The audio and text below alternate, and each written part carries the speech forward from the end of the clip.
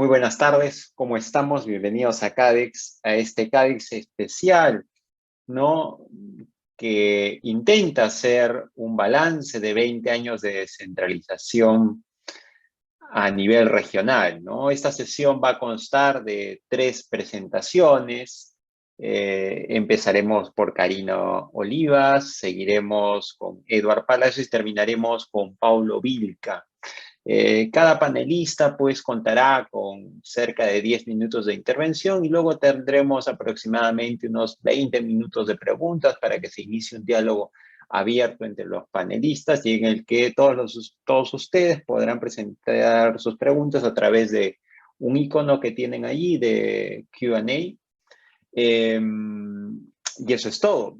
¿Qué decir a 20 años del proceso de descentralización?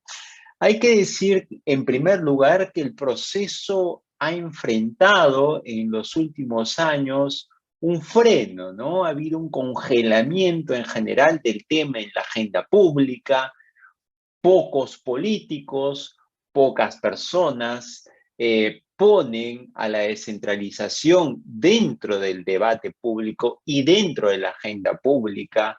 Desde el año más o menos 2005, cuando se hizo el referéndum fallido de unión de macroregiones, se ha ido intentando hacer unas mejoras, pero desde hace unos 4 o 5 años el proceso ha ido languideciendo. Y en paralelo hemos visto cómo han ido increciendo casos de corrupción, gobernadores regionales que han pululado, tendiendo redes de corrupción, una cosa que es un síntoma muy preocupante en este proceso es como ciertas redes de corrupción han alcanzado a gobernadores regionales, no exgobernadores regionales, sino gobernadores regionales que ejercen el cargo y que han sido encarcelados y que hoy en día afrontan juicios o han sido condenados.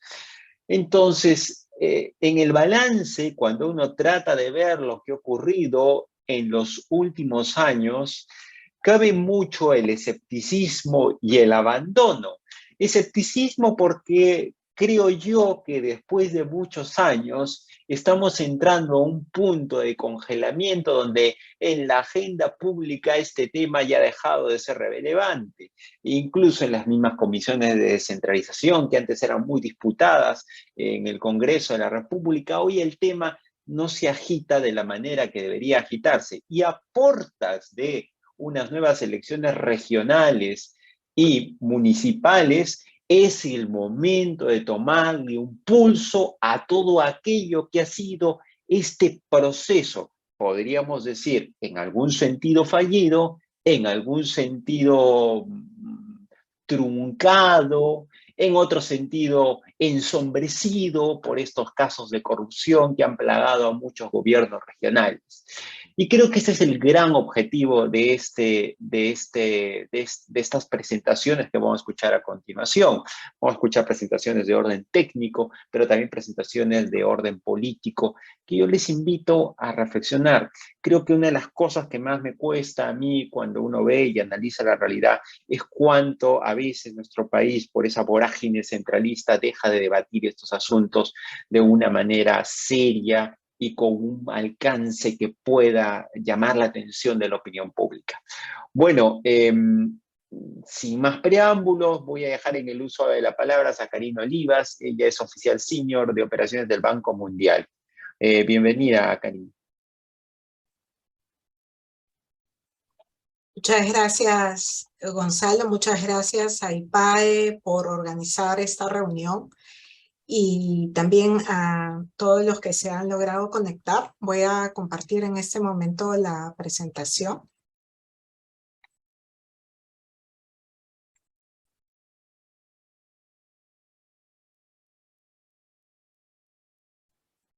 Ok.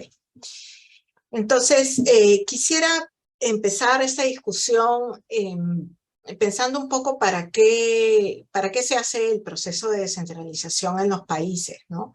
Es un proceso que empezaron varios países de América Latina hacia fines de los 80 90s, y ciertamente Perú en el año 2002 inicia este proceso un poco más tarde, vale decir, que otros países pares, pero básicamente todos los países buscan que la descentralización permita ser más eficaz, en el sentido de que la autoridad local o regional que está en contacto cotidiano con la población pueda ofrecer de manera con mejor cualidad, de manera más adecuada a las demandas, un paquete de bienes y servicios que ofrece el Estado, y también con mayor equidad, lograr la equidad en el territorio, de tal manera que las personas, independientemente del lugar donde vivan en un territorio, puedan tener un acceso similar a bienes y servicios, ¿no? Entonces, son los objetivos de la descentralización que busca cada país.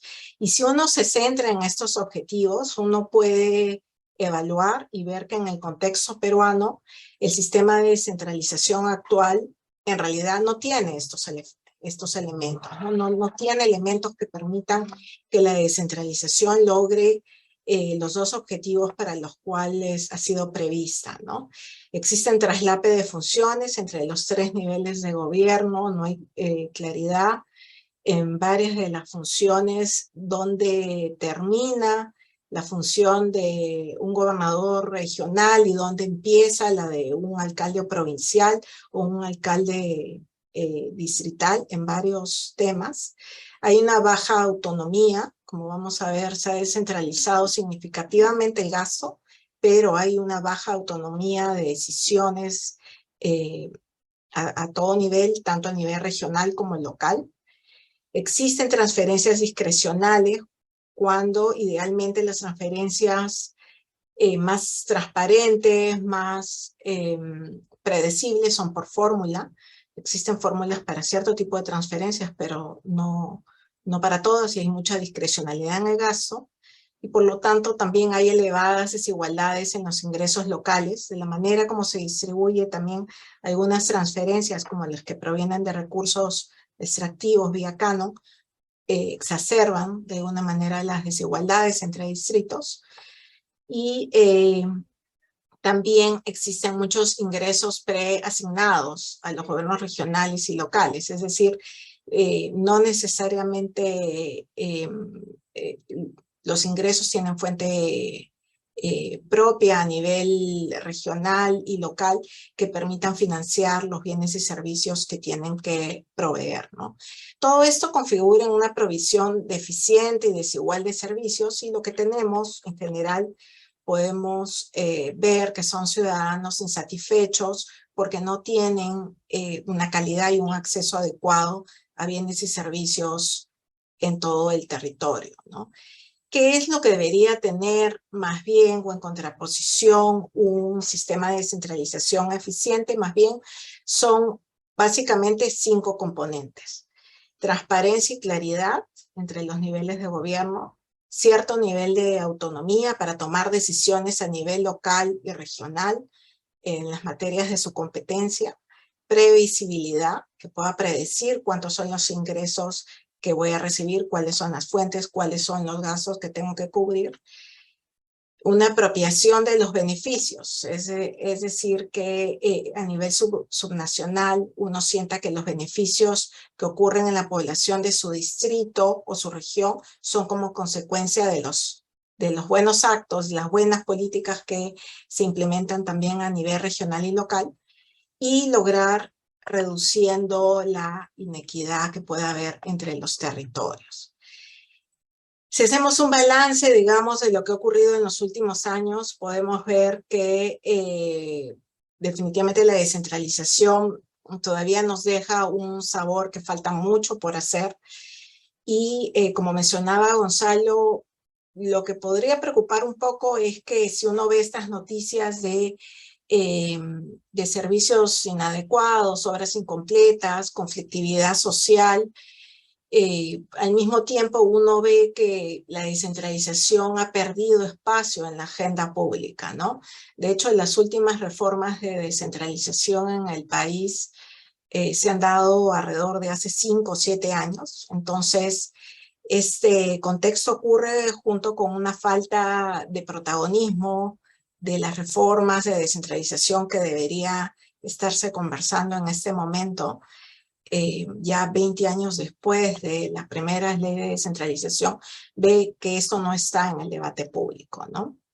Acá una pequeña muestra sobre lo grave que son las desigualdades, ¿no? Entonces, si comparamos, esto es un gráfico que nos gusta mucho porque si comparamos Lima con Huancavelica, que es una de las regiones de mayor pobreza en el Perú, uno puede comparar que hay tanta diferencia como las que uno puede encontrar en el índice de desarrollo humano entre Estados Unidos y Haití, ¿no? Así de marcadas son estas diferencias y por lo tanto hay espacio, muchísimo espacio por mejorar, ¿no?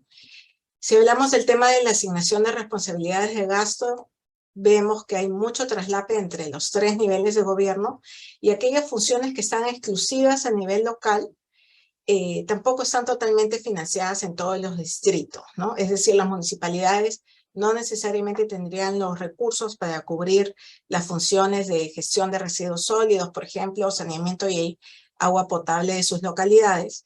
Y en consecuencia lo que ocurre es que simplemente no se brinda el servicio y no se logran cerrar brechas en estos territorios.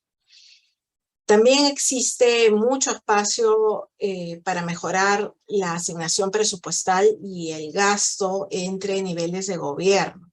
Se ha mejorado, sí, en los últimos años, pero si cogemos la información del CIAF, del Sistema de Administración Financiera, para los 2 últimos años, vemos que todavía, y particularmente a gobiernos locales, la diferencia entre el presupuesto de apertura con el que inician el año y con el que termina, en algunos casos se duplica, ¿no? Entonces es muy difícil planear y hacer una buena gestión a nivel local cuando uno no tiene la certeza al inicio del año sobre qué presupuesto va a recibir, ¿no? Al mismo tiempo, eso ocasiona, si uno ve a lo largo del año la ejecución presupuestal de gobiernos regionales y locales, que todo se haga muy apurado en el último trimestre, ¿no? Debido a que no se ha podido hacer una planificación adecuada a lo largo del año, ¿no? ¿Por qué esta planificación de gasto es tan importante finalmente? Es porque si hay algo que sí ha ocurrido, sobre todo en el caso peruano, es una descentralización del gasto importante y del gasto en inversión pública. Si uno compara a Perú con lo que nosotros llamamos sus pares estructurales, por el nivel de ingresos y características de su economía, pero es uno de los países que tiene más descentralizada la inversión pública a nivel de los gobiernos subnacionales. Y por lo tanto, el éxito que tenga en los proyectos de inversión pública va a depender mucho de la gestión que se haga a nivel regional y local. Inclusive tiene la inversión pública más descentralizada que en países vecinos como Colombia y mucho más que Chile, ¿no? Que Chile ciertamente es un país mucho más centralizado. Entonces, en balance podemos decir que se ha descentralizado principalmente la ejecución del gasto y la contratación de personal, y todavía hay mucho espacio para mejorar, para reevaluar y para complementar el proceso de descentralización, que aún podríamos decir que está bastante inmaduro en su proceso, en lo que compete a ingresos, a planificación, a cierto nivel de funciones ejecutivas, también en el territorio.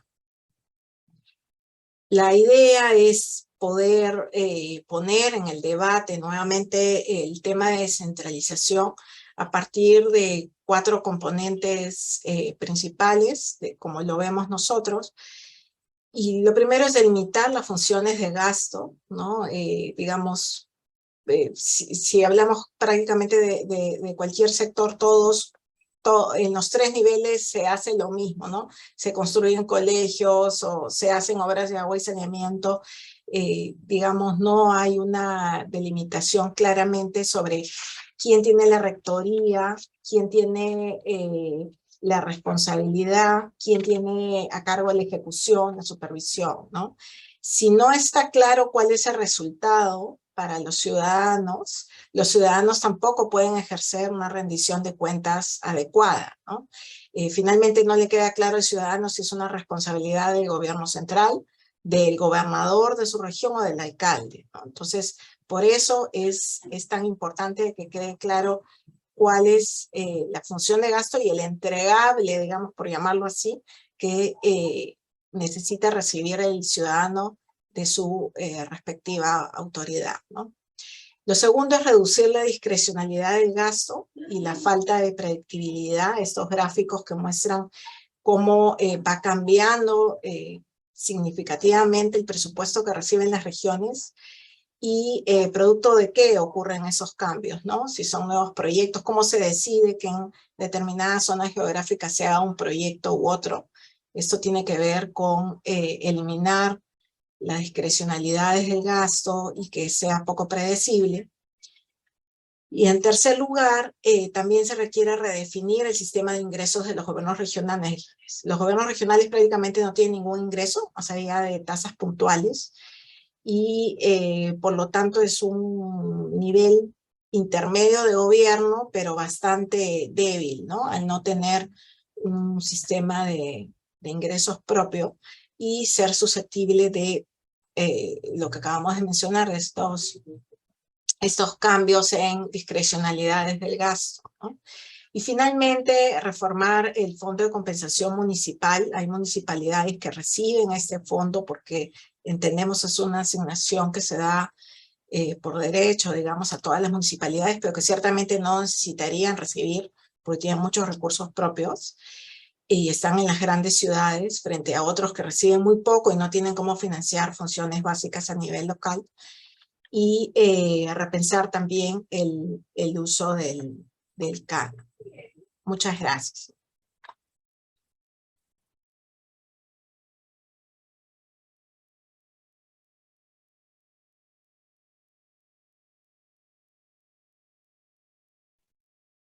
Muchas gracias, Karina, por tu exposición. Ahora vamos a invitar a Eduard Palacios a que comparta también su exposición por 10 minutos.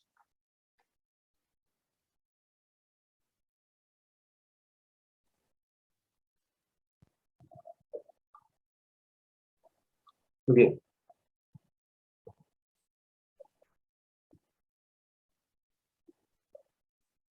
Buenas tardes. Muchas gracias, Gonzalo, por el espacio y las gracias a mi padre también por la oportunidad. En realidad,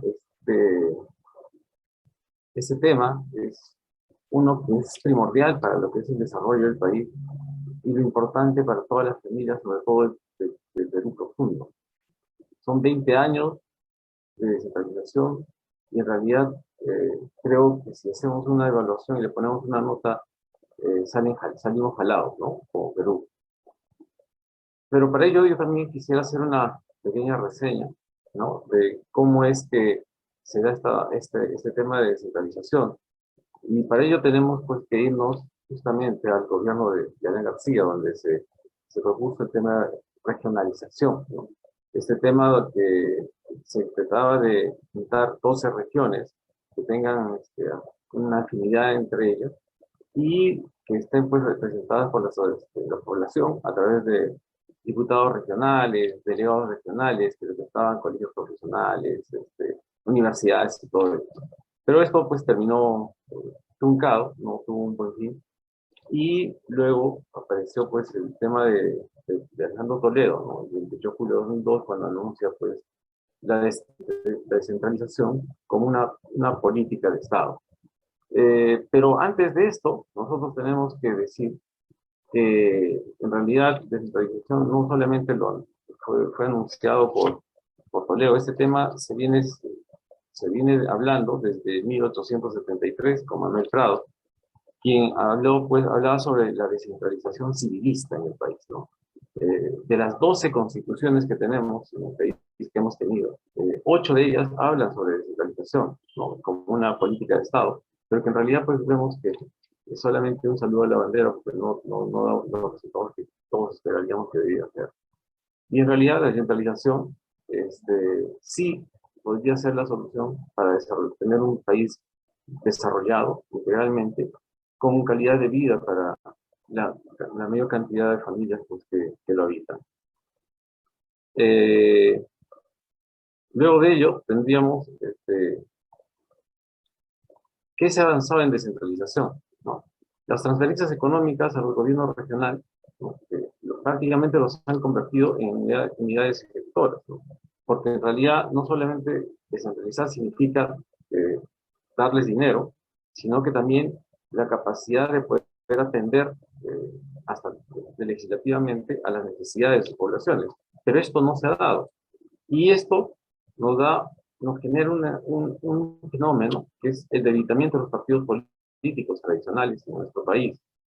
Y esto, ¿a qué quiero llegar con ello? Porque sencillamente, si los gobiernos regionales tienen una ingente cantidad de dinero, producto no solamente de la transferencia del gobierno central, sino también pues que lo genera canon minero, regalías mineras y otros, ha generado este fenómeno de la corrupción generalizada.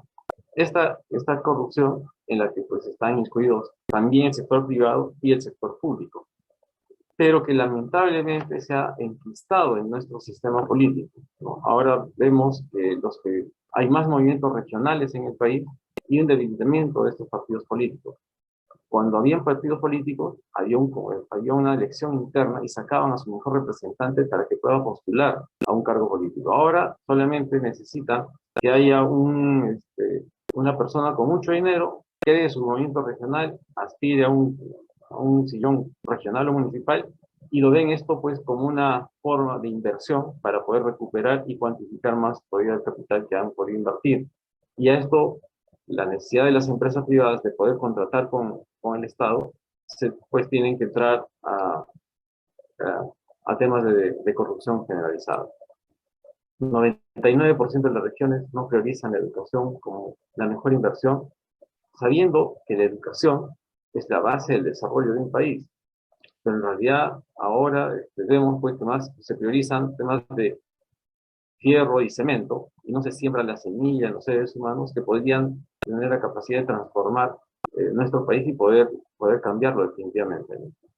No se tienen planes de desarrollo y sostenibilidad reales a largo plazo. Cada 4 años se va cambiando de autoridades y una tras otra piensan tener la solución, entre comillas, y al final no hacen absolutamente nada. Un año de gestión y cuando se dan cuenta ya están terminando y no han hecho nada. Entonces, no hay un plan a largo plazo.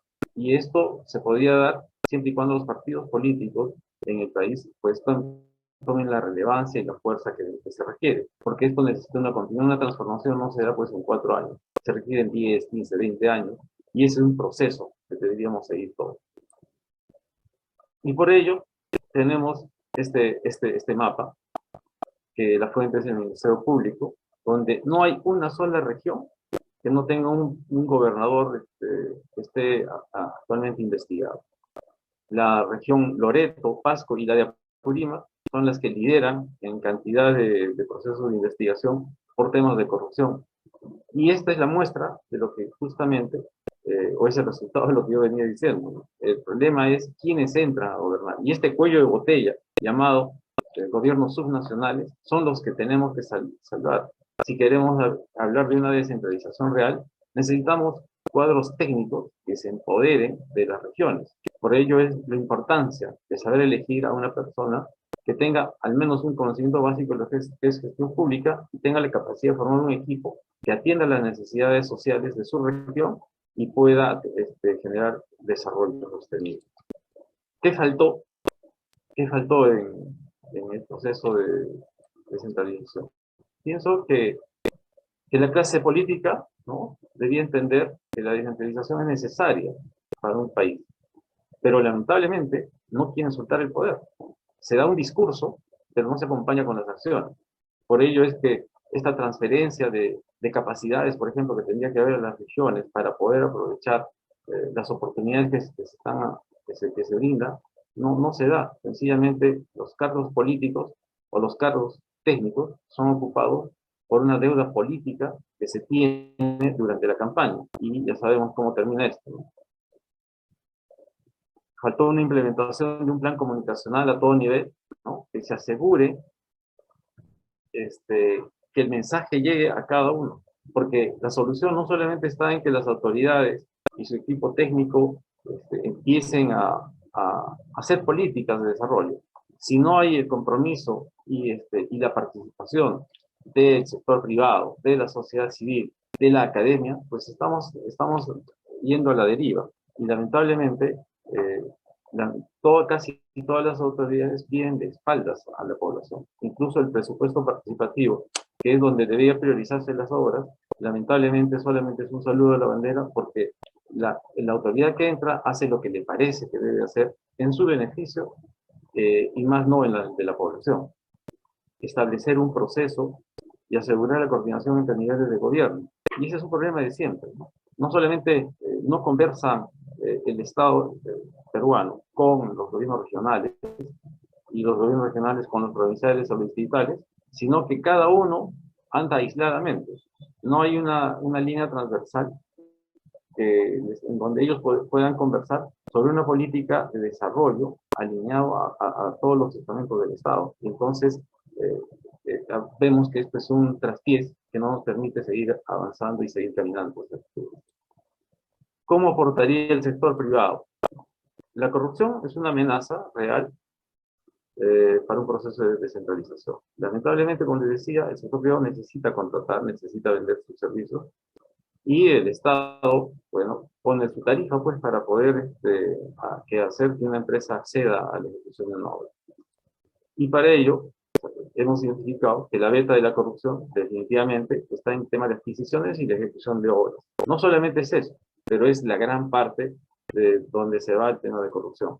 Para ello, las cámaras de comercio podrían hacer el control concurrente a través de Veeduría Ciudadana. En 2020, Perú Cámaras presentó a la PCM un proyecto para que las cámaras construyamos como la sociedad civil representada para poder hacer control concurrente de las compras que venían haciendo los gobiernos regionales en el estado de emergencia. Hay algunas regiones que sí han tenido bien abrir las puertas y otras que pues, lamentablemente las cerraron. Pero sí se podría hacer este tema de Veeduría Ciudadana y un control concurrente. Y para eso nosotros podríamos hacer la implementación de las TIC, ¿no? Dentro de ellos hacer migrar, por ejemplo, que son los gobiernos electrónicos y transparentar la información, porque necesitamos que la población se acerque a sus autoridades, porque actualmente viven alejadas. Y el sector privado, las cámaras de comercio, podrían ser el eje articulador entre la sociedad civil y los gobiernos subnacionales, y podamos sentarnos en una sola mesa, tal como le enfoca la gestión pública, para poder hacer una mesa de diálogo para lograr hacer el desarrollo de nuestra región. Una mala descentralización se ha dado, ¿sí? Como la que se sigue intentando hacer, lo pongo entre comillas porque nos hemos quedado en el tiempo. Hay errores y efectos que parecen no tener fin. En realidad los tenemos identificados, pero no tenemos pues a bien querer corregirlos, porque estamos pensando en otra cosa y no en el desarrollo de nuestra región. Hay transferencias de dinero, canon minero, regalías, como les decía, que son carnadas para gente con mucho dinero y hacerse del poder político para poder recuperar y poder cuantificar su dinero. Y esto se puede resumir en una frase que dice, pues, a río revuelto, ganancia de pescador, ¿no? Una buena descentralización que atienda las reales necesidades de la población. Necesitamos una buena descentralización para que haya con instrumentos que permitan efectivamente atender a la ciudadanía y proyectar el desarrollo sostenible soñado. Necesitamos una participación del sector privado y la sociedad civil organizada. Y para ello necesitamos que se cumpla una trilogía, no literaria, sino de desarrollo, donde esté autoridades con visión de clara desarrollo, sector privado comprometido y una sociedad civil organizada. Si nosotros vemos cuál de estos tres se cumple, una sociedad civil organizada, sí la tenemos, un sector privado comprometido, también lo tenemos. Autoridades con una visión clara de desarrollo, lo dejo ahí como tarea. Muchas gracias.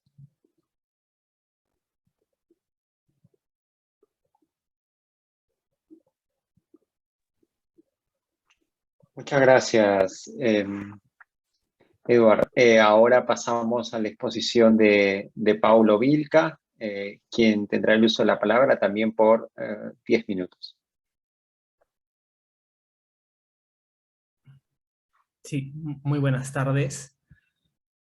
Primero que nada, agradecer la invitación a este evento y la posibilidad de compartir algunas ideas sobre no solo la descentralización, en este caso en particular, sino sobre algunos cambios, o cuál es la situación de la política regional a 20 años de iniciado este proceso, ¿no? Como bien lo han señalado Karina y Edward, la descentralización ha sido una de las reformas más importantes que se han hecho en nuestro país, independientemente de la importancia política que tenga en este momento, ¿no? Pero, digamos, como parte de este proceso se han producido también una serie de cambios políticos y han surgido una serie de actores políticos, y hacia eso voy a centrar la siguiente presentación.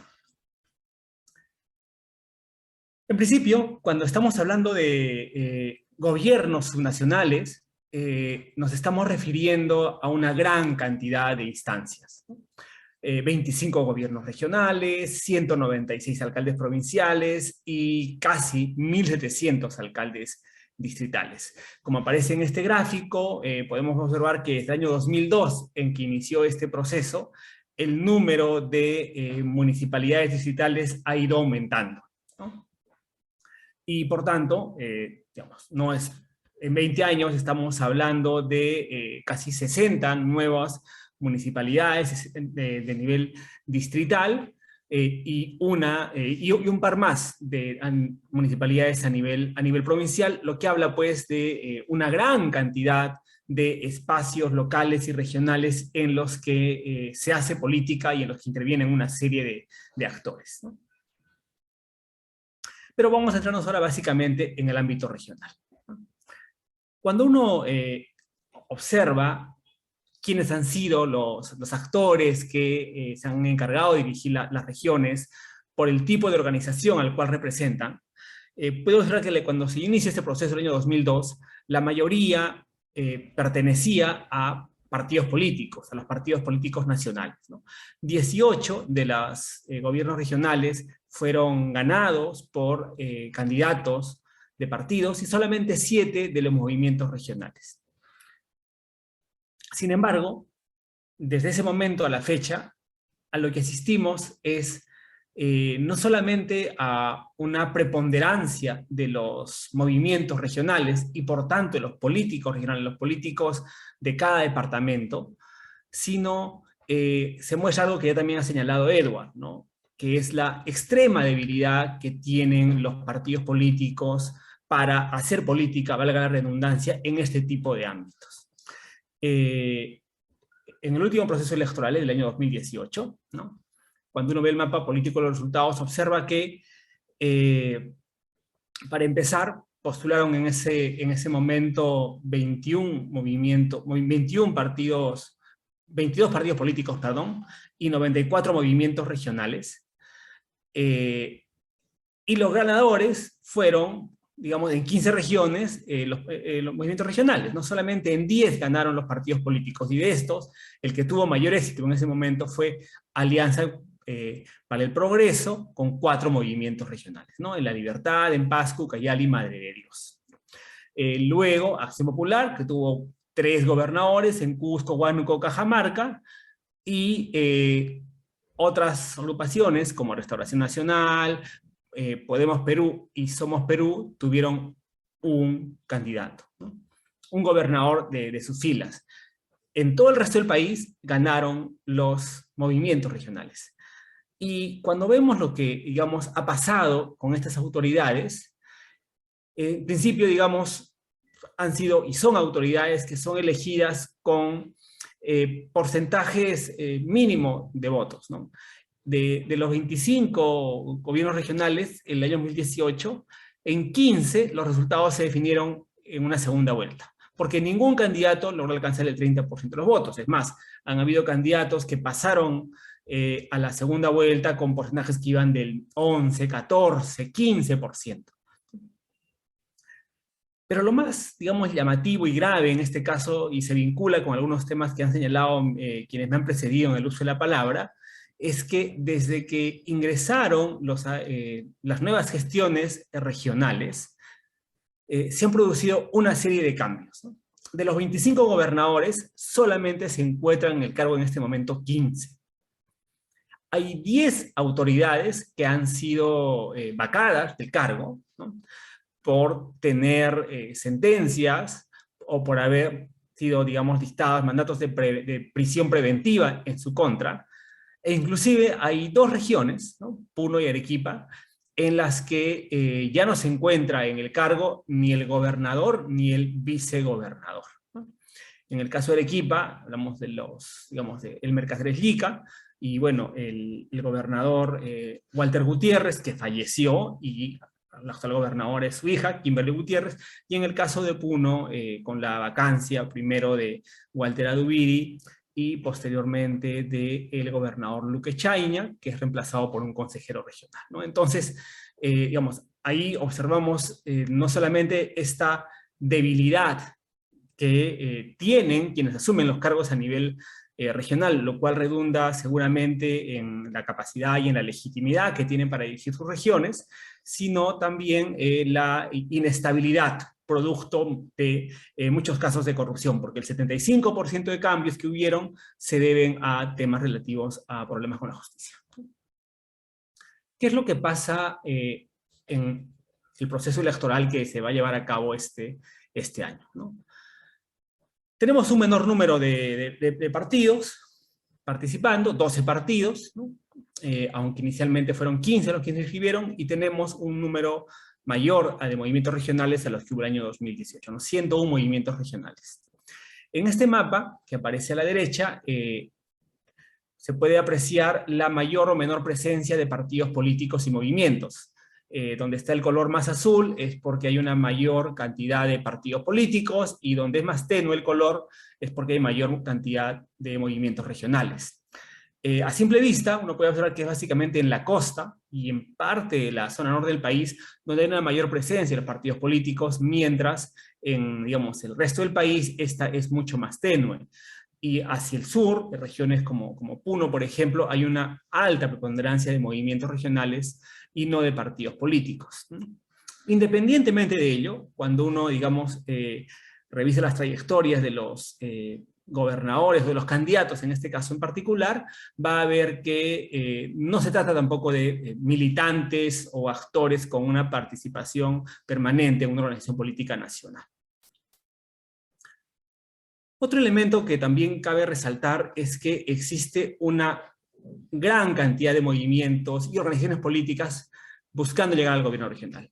Aquí está la data de los candidatos que se inscribieron para las elecciones internas. Eso ha disminuido una vez que se ha ido llevando adelante el proceso de inscripción definitiva de listas, y vemos pues regiones como el Callao, ¿no? que tenía más de 21 candidatos, y otras, digamos, con un alto número como Arequipa, Tacna, Ancash, ¿no? Y en general, lo que va a traer como consecuencia esta dispersión es que quienes participan probablemente obtengan votaciones muy ínfimas, ¿no? Porque lo que va a ocurrir es una fragmentación, una desconcentración de los votos, y eso además genera un aliciente, ¿no? Porque ya no se trata de ganar una elección en el nivel regional, sino simplemente de buscar pasar a la segunda vuelta, ¿no? No hay agregación de la oferta política como se puede apreciar en general en el país. ¿Y qué pasa con los partidos políticos, ¿no? En este cuadro ustedes pueden apreciar la cantidad de listas que se han venido inscribiendo. Este es un proceso que ha sido muy accidentado. Hasta el 3 de agosto debió estar la lista definitiva, pero ha habido una serie de inconvenientes. Y bueno, y en principio, los partidos que inscribieron la mayor cantidad de candidaturas para las elecciones internas fueron 3, ¿no? Somos Perú, que inscribió candidatos en las 25 regiones, fue el único partido que logró tener candidatos en todas las regiones, seguidos por Perú Libre y Alianza para el Progreso, ¿no? Sin embargo, a medida que ha ido avanzando el proceso, no han logrado inscribir todos los candidatos que inicialmente habían previsto, ¿no? Tenemos a Somos Perú, por ejemplo, que tiene prácticamente 20 candidaturas, ¿no? Aunque solamente estaban inscritas 11 y 9 están todavía en evaluación. Perú Libre, que ha disminuido a un máximo de 15 candidaturas, y Alianza por el Progreso, que sí, solamente ha, digamos, perdido una candidatura. Más abajo se encuentran otros grupos políticos, muchos de ellos, digamos, que en principio, digamos, se presentan como actores políticos nacionales, pero cuando vamos a ver su capacidad para presentar candidatos a nivel subnacional, esta disminuye significativamente, ¿no? Partidos que tienen representación parlamentaria como Avanza País, Renovación Popular, Juntos por el Perú, o el Fujimorismo y el propio Acción Popular, no tienen un gran despliegue ni una gran capacidad para tener candidatos en el nivel subnacional. Se trata básicamente de partidos que tienen una presencia territorial, en el caso del Fujimorismo, muy ubicada hacia la costa norte, ¿no? Lo mismo que Avanza País y parte de Renovación Popular, y que prácticamente no existen en buena parte del país. Y en todos estos casos también se puede apreciar que ha habido una reducción significativa de las candidaturas a partir de las internas que inicialmente habían previsto participar. Y ya entrando acá al tema de la militancia que comentaba hace un momento, ¿no? Al analizar las trayectorias políticas de los diferentes candidatos, lo que, digamos, se aprecia en general es que la gran mayoría de estos han pertenecido, ¿no?, a diferentes agrupaciones. Solamente una tercera parte de los candidatos se ha mantenido o se encuentra, digamos, como su primera militancia, ¿no?, en la organización por la cual postulan. Otro tercio es ya el segundo partido por el cual postulan, y otro tercio ha pasado ya por 3 o más organizaciones políticas. Y cuando se observa el tiempo de afiliación, esta variable persiste, ¿no? En principio, una cuarta parte nada más, digamos, se mantiene durante varios años, ¿no? El 28% se mantiene durante varios años en la misma agrupación política, ¿no? Tiene más de 2 años de militante, y sumando, digamos, el resto del porcentaje, casi más del 70%, tiene una afiliación muy reciente, ¿no? 31% se ha afiliado hace 6 meses y 25% se ha afiliado apenas 2 meses de la fecha límite de la inscripción. Entonces, no hay mayor arraigo de los actores políticos con las agrupaciones por las cuales postulan, ¿no? No solamente han pertenecido o se han integrado en varias, sino que por las que postulan actualmente son personas relativamente nuevas en la organización. Y como último dato, ¿no?, es que a partir del seguimiento que venimos haciendo en 50+1 sobre la política regional en 9 regiones de nuestro país, hemos podido observar que de 132 precandidatos que estaban inscritos para las elecciones internas, solo 1 de cada 5 podían ser considerados como actores nuevos en la política regional, ¿no? Todo digamos, el otro 80% ya eran políticos con diferente trayectoria, ¿no? Y es más, 23% de estos, ¿no?, 1 de cada, digamos, cada 5, menos, ya había ocupado el cargo de gobernador regional o había sido congresista. Entonces, estos políticos con más que han pasado por varios partidos, que ya han tenido responsabilidades políticas, además, son los que tienen, digamos, mayores condiciones de competitividad, son más competitivos que el resto, por lo que un resultado probable, y aquí ya entrando, digamos, a buscar adelantarse un poco, mirar los resultados, es que los futuros gobernadores regionales que tengamos en el país van a ser actores que, digamos, ya forman parte del establishment político regional, del establishment político local de cada departamento, que han formado parte de diferentes agrupaciones. Algunos han sido congresistas, otros han sido gobernadores, por lo que digamos, no avisoramos que haya un cambio significativo en el elenco de actores a nivel regional. Y estas futuras autoridades que serán elegidas en este nivel de gobierno son las que van a encargarse, digamos, de llevar adelante el proceso de descentralización, ¿no? Y solo dos ideas finales con relación ya no a las calidades de los postulantes, sino a dos características que hemos podido venir observando durante esta campaña electoral, ¿no?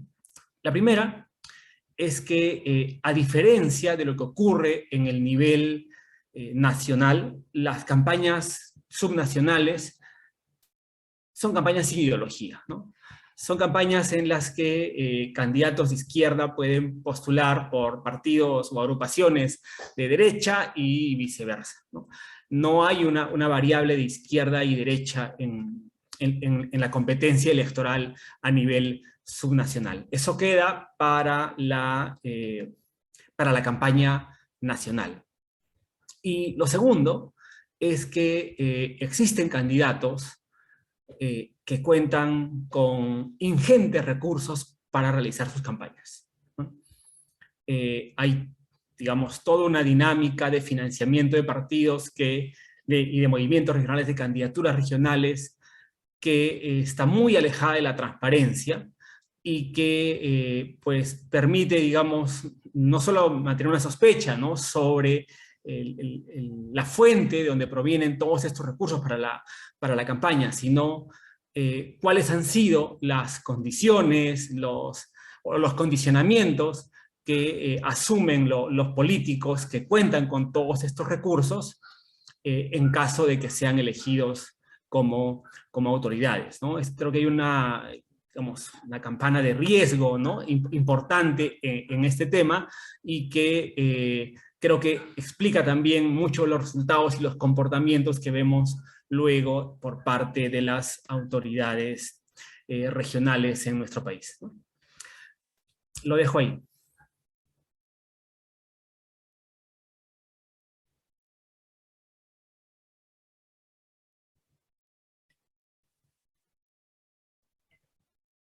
Muchas gracias, Pablo.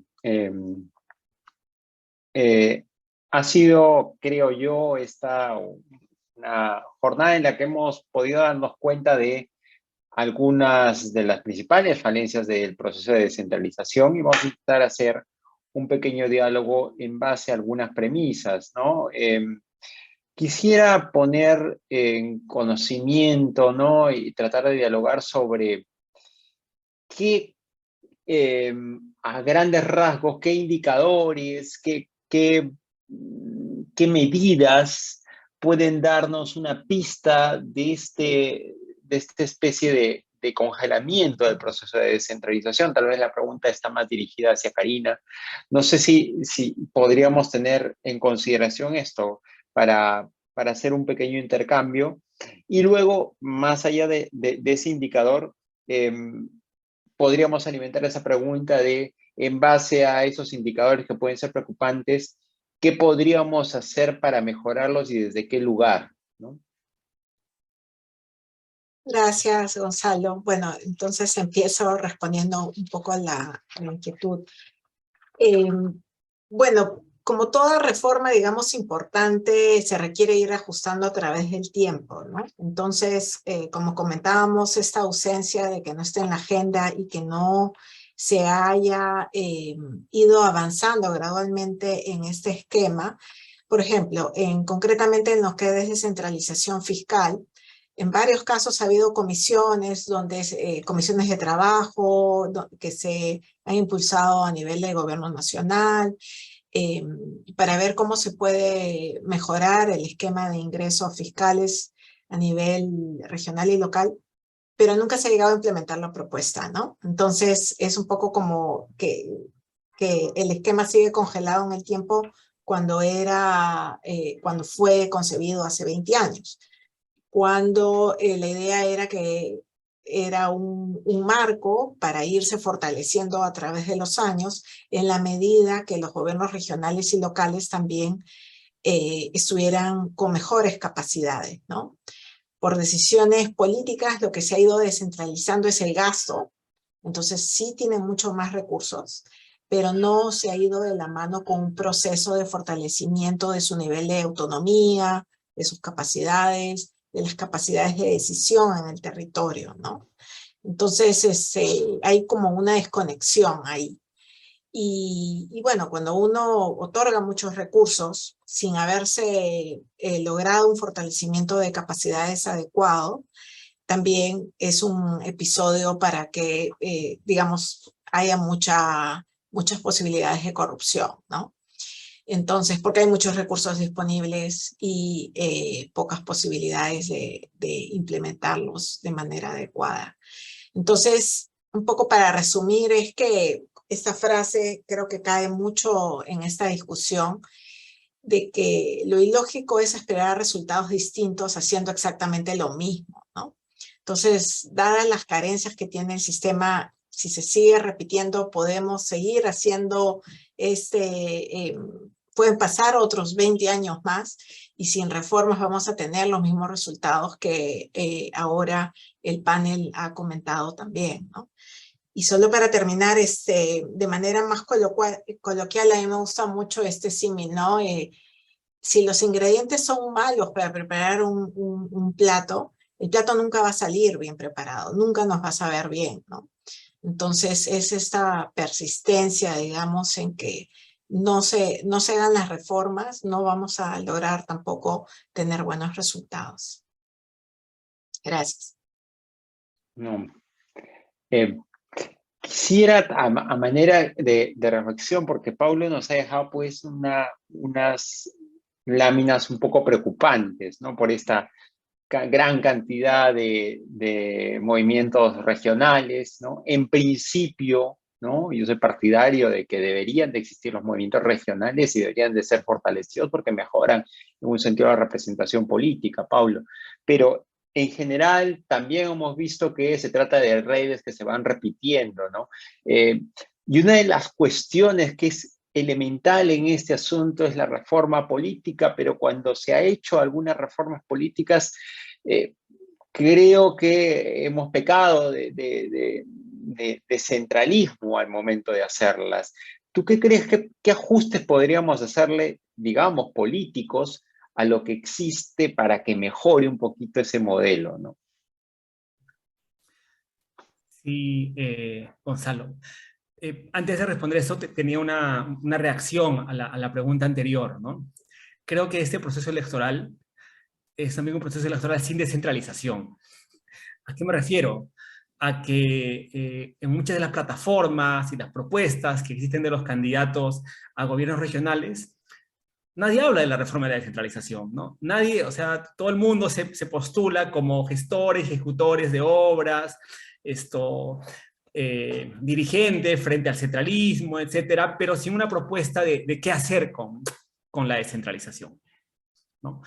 Y ya entrando al tema de la reforma política, es cierto que en nuestro país esta se ha concentrado más en los partidos políticos nacionales, y creo que hay que ser bastante autocríticos con relación a estas propuestas, porque como vemos en la información, no han sido, en todo caso, tan eficientes las reformas como para garantizar que los partidos políticos puedan, digamos, hacer aquello para lo que se han creado, que es competir electoralmente, ¿no? Y vemos de que tienen grandes dificultades para competir electoralmente en el ámbito subnacional, y eso, digamos, hace pues que haya una mayor preponderancia en los movimientos regionales.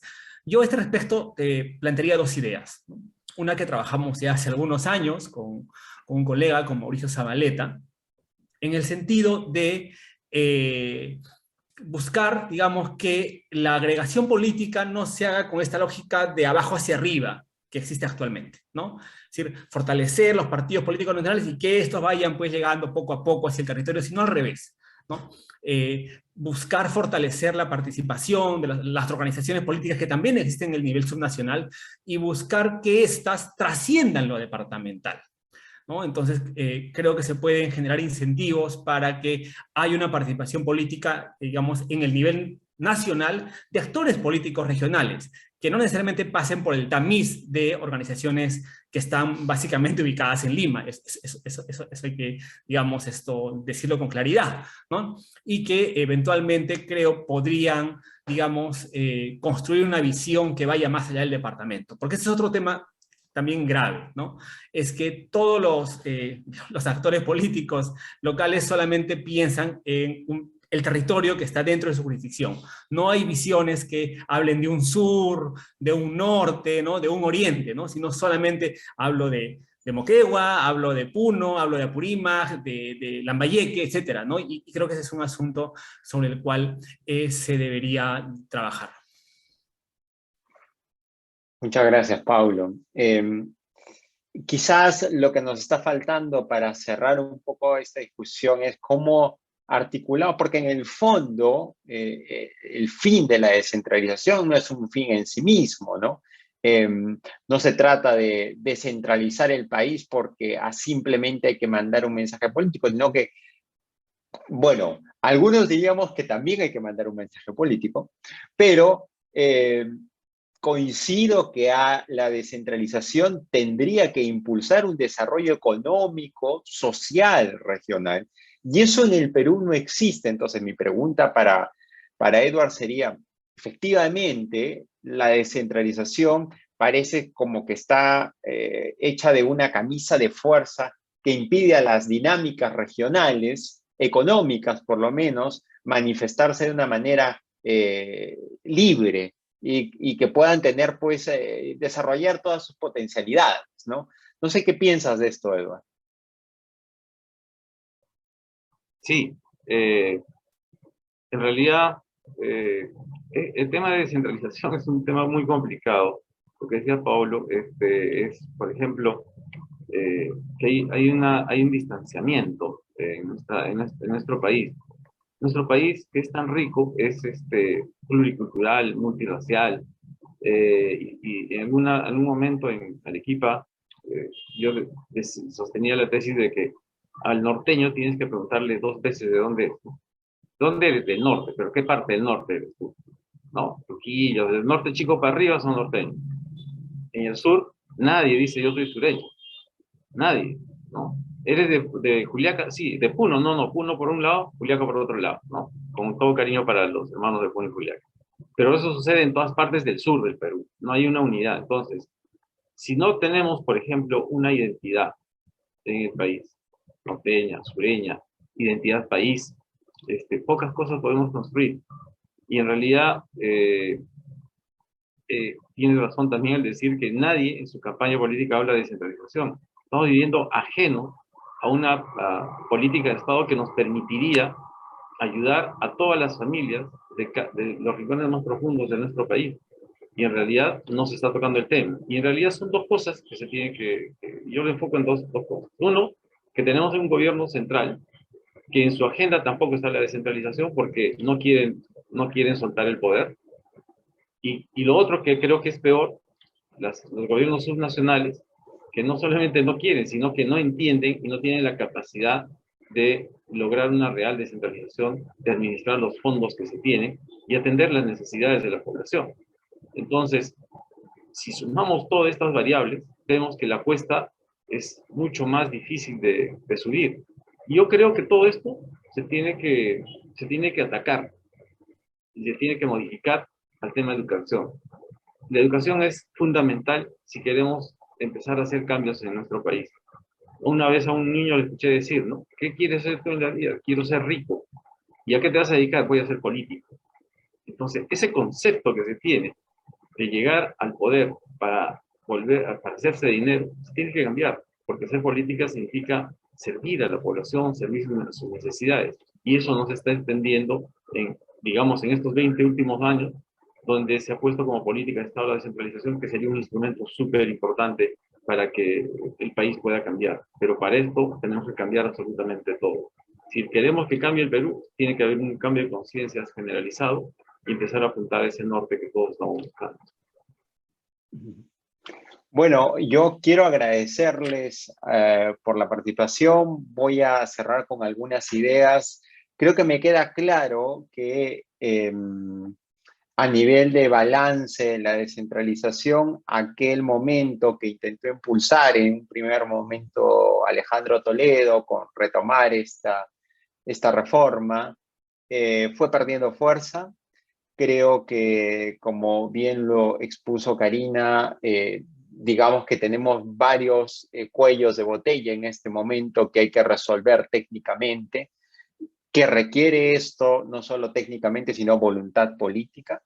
Creo que, como lo presentó Eduard, necesitamos una viabilidad para que haya un entorno social que permita darle oxígeno a la inversión económica, que pueda dinamizar a las personas y a la calidad de vida del ciudadano, porque finalmente pensar en descentralización es en pensar en acercar al Estado al ciudadano, y el bienestar que tienes en algunos territorios que tienen mucha concentración de presencia del Estado puede estar no solamente en esos territorios, sino en todos los territorios.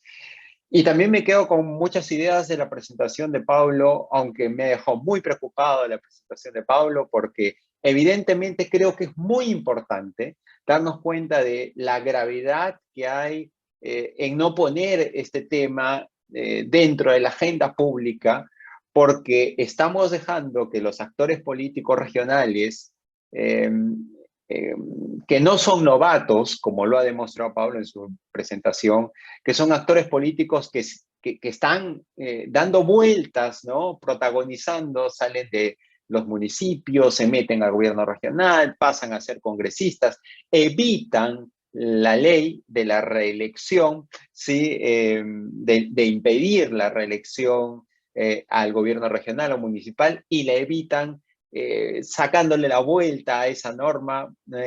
Entonces, creo que en el fondo también podríamos hacer un intento de hacer algunos ajustes en la reforma política, ¿no? de regiones, ¿no? Se hizo bien prohibiendo la regionalización, la reelección de autoridades en gobiernos regionales. Eso sirvió para incentivar que haya gobiernos regionales más eficientes, que piensen en planes de largo plazo, alcaldes que piensen en planes de largo plazo, o al contrario, se hizo como una especie de plan que incentivó, ¿sí?, las medidas de corto plazo y los incentivos para construir redes de corrupción que saqueen rápidamente el entorno regional y se hagan patrimonialmente una distribución de la riqueza. Creo que es un tema en el que yo pido a los asistentes que puedan concientizar aquellos medios de comunicación que son parte de la agenda pública, porque claro, ya vienen elecciones regionales, vamos a elegir a muchos gobernadores regionales. De hecho, 10 de esos gobernadores regionales hoy día están en prisión o están con procesos para terminar en prisión, y eso es muy preocupante de los 25, y creo que si no hacemos un esfuerzo por poner este tema dentro de la agenda pública, y nos ayudan todos ustedes dentro de las diferentes esferas en las que puedan ejercer este tipo de influencia, pues vamos a tener resultados después de las elecciones regionales que van a ser más preocupantes. Entonces, yo quiero dejarlos con esa conciencia de lo que ha ocurrido hoy, y creo que me voy muy contento de este panel de CADEX. Quiero agradecerle a todos por su participación. Los invito a completar una breve encuesta que aparecerá en la pantalla. Además, nos gustaría, por supuesto, agradecer a todos los medios de regiones, de las regiones de Lima especialmente, Arequipa, Cajamarca, Cusco, Puno y La Libertad, que han sido aliados estratégicos en la transmisión de este evento. Y próximamente les vamos a hacer llegar invitaciones para nuestros siguientes CADEX. Creo que, de nuevo, es el momento de poner el ojo en lo que está sucediendo en las regiones para evitarnos malos ratos después de la elección. Y en eso, desde las empresas de opinión pública hasta los periodistas tienen una gran responsabilidad. Muchísimas gracias.